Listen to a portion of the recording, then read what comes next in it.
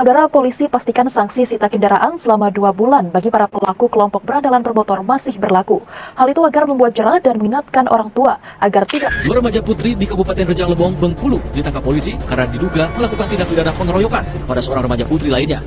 RY 20 tahun dan MK 19 tahun harus berurusan dengan polisi karena diduga mengeroyok EN 20 tahun seorang mahasiswi keperawatan di salah satu perguruan tinggi di Kabupaten Rejang Lebong. Ironisnya, pengeroyokan dipicu hanya karena rebutan pacar. Salah satu pelaku tak terima korban. Sementara itu di Jakarta sejumlah orang tua menangis, bahkan ada yang pingsan saat menjemput anak mereka yang ditangkap polisi karena tawuran. Agar tidak mengulangi perbuatannya, para pelajar ini diminta oleh pihak kepolisian untuk bersujud meminta maaf kepada orang tuanya dan kepala sekolah. Para pelajar ini ditangkap setelah polisi menerima informasi dari warga perihal sekelompok remaja berkumpul di kawasan Sukapura. Assalamualaikum warahmatullahi wabarakatuh. Shalom, Om Swastiastu, nama budaya, salam kebajikan. dan salam sejahtera untuk kita semua. Saya Mutiara Anissa dari Prodi Pendidikan Ekonomi. Saya Seret Edriliansa dari program studi pendidikan ekonomi. Saya Kalisa Novitasari dari Program Studi Pendidikan Ekonomi. Saya akan merasa Erdogan dari program studi pendidikan ekonomi.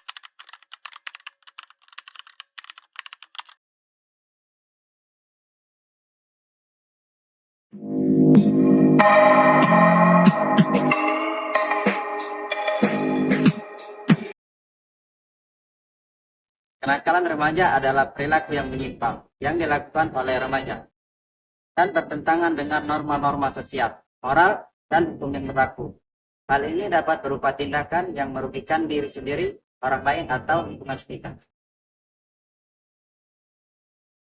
Bagi sedikit kenakalan remaja. Yang pertama, yaitu perilaku menyimpang. Kenakalan remaja seringkali melibatkan penyimpangan terhadap norma sosial dan hukum yang berlaku. Contohnya, seperti perkelahian, pencurian, dan pembolosan sekolah. Emosional yang terganggu. Remaja yang melakukan kenakalan biasanya memiliki masalah emosional seperti kecemasan dan ketidakstabilan emosi yang dapat mempengaruhi tindakan dan perilaku mereka. Impulsif dan agresif.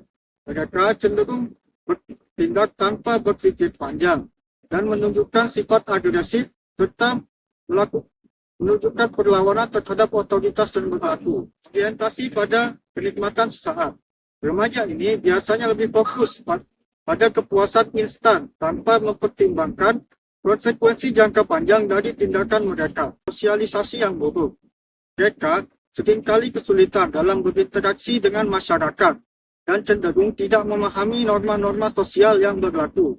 Hal ini mengakibatkan kurangnya kesadaran dan tanggung jawab sosial pada diri mereka. Terlibat dalam kelompok negatif. Banyak remaja nakal terpengaruh oleh teman sebayanya dan terlibat dalam kelompok yang mendorong perilaku menyimpang. Kenakalan sosial memiliki beberapa jenis. Di antaranya satu, kenakalan ringan, yang dimana tindakan ini tidak berbahaya namun melanggar hukum norma sosial. Contohnya seperti bolos sekolah, berbohong, dan merokok. Meskipun hal ini tidak berbahaya, namun harus dicegah demi perkembangan masa depan seseorang anak. Yang kedua, kenakalan sedang, di mana tindakan ini merupakan tindakan yang lebih serius daripada kenakalan ringan. Contohnya seperti vandalisme, perkelahian, dan membawa alat senjata tajam di sekolah. Yang ketiga yaitu kenakalan berat, yang dimana tindakan ini lebih serius daripada kenakalan ringan dan kenakalan sedang, yang dimana tindakan ini memiliki konsekuensi pada hukum negara. Contohnya seperti pemakaian narkoba, perampokan, dan pencurian. Berikut adalah beberapa penyebab kenakalan remaja terjadi. 1. Krisis identitas. Krisis identitas adalah keadaan di mana seseorang atau individu tidak yakin pada identitas dalam diri mereka. Kontrol diri yang lemah. Kontrol diri adalah kemampuan seseorang untuk mengelola dan mengarahkan perilaku serta emosi mereka agar sesuai dengan norma dan harapan sosial. 3. Lingkungan sosial. Mencakup semua interaksi sosial yang dialami individu, termasuk keluarga, teman sebaya, sekolah, dan lingkungan sosial masyarakat. 4. Cara didik orang tua yang kurang tepat. Cara didik orang tua yang kurang tepat juga sangat berpengaruh dalam kehidupan seorang remaja. Contohnya, cara didik yang terlalu keras atau yang terlalu dimanja. Kedua hal ini akan menyebabkan emosi remaja tidak stabil dan menyebabkan kenakalan remaja terjadi. 5. Perekonomian yang kurang baik. Perekonomian yang kurang baik juga menjadi salah satu faktor besar terjadinya kenakalan remaja. 6. Perkembangan teknologi dan informasi. Perkembangan teknologi informasi memiliki dampak signifikan terhadap kenakalan remaja, baik positif maupun negatif. Berikut cara mengatasi kenakalan remaja. Yang pertama yaitu dengan cara pendidikan dan pembinaan karakter. Memberikan pendidikan yang baik di sekolah dan keluarga. Kedua yaitu peran dan model pembina. Orang tua, guru, dan tokoh masyarakat dapat menjadi contoh yang baik dalam kehidupan mereka. Yang ketiga yaitu pendekatan positif dan komunikasi terbuka. Membangun komunikasi antara orang tua dan remaja sehingga mereka merasa didengar dan dihargai. 4. Pemberian batasan dan aturan yang jelas.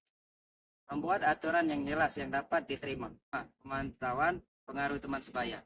Mengawasi pergaulan remaja sangatlah penting dikarenakan teman sebaya memiliki pengaruh terhadap perilaku mereka.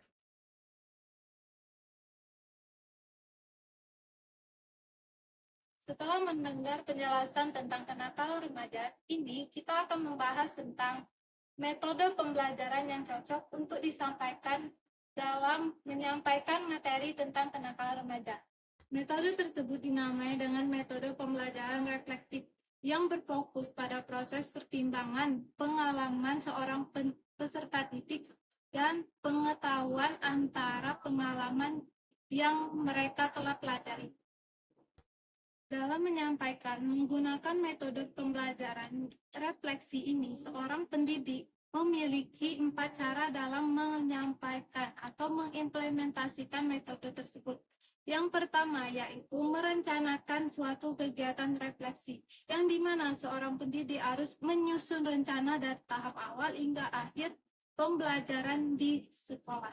Yang kedua, seorang pendidik mengajukan pertanyaan kepada peserta didik, yang dimana seorang pendidik mengajukan pertanyaan seperti apa yang telah kamu dapatkan dari suatu pengalaman ini, yang dimana fungsi dari pertanyaan tersebut membuat peserta didik dalam mengembangkan pemikiran kritis yang ia miliki. Ketiga, memberikan umpan balik konstruktif kepada peserta didik, yang dimana pendidik harus memberikan umpan balik atau timbal balik terhadap suatu pernyataan yang telah peserta didik ajukan. Yang keempat yaitu mendorong refleksi secara terus-menerus dan memberikan hasil secara terus-menerus, yang dimana seorang pendidik memberikan refleksi secara terus-menerus kepada peserta didik guna memperkembangkan ilmu pembelajaran yang telah ia pelajari. Sekian video penjelasan mengenai kenakalan remaja dari kelompok kami. Kami ucapkan terima kasih. Wassalamualaikum warahmatullahi wabarakatuh.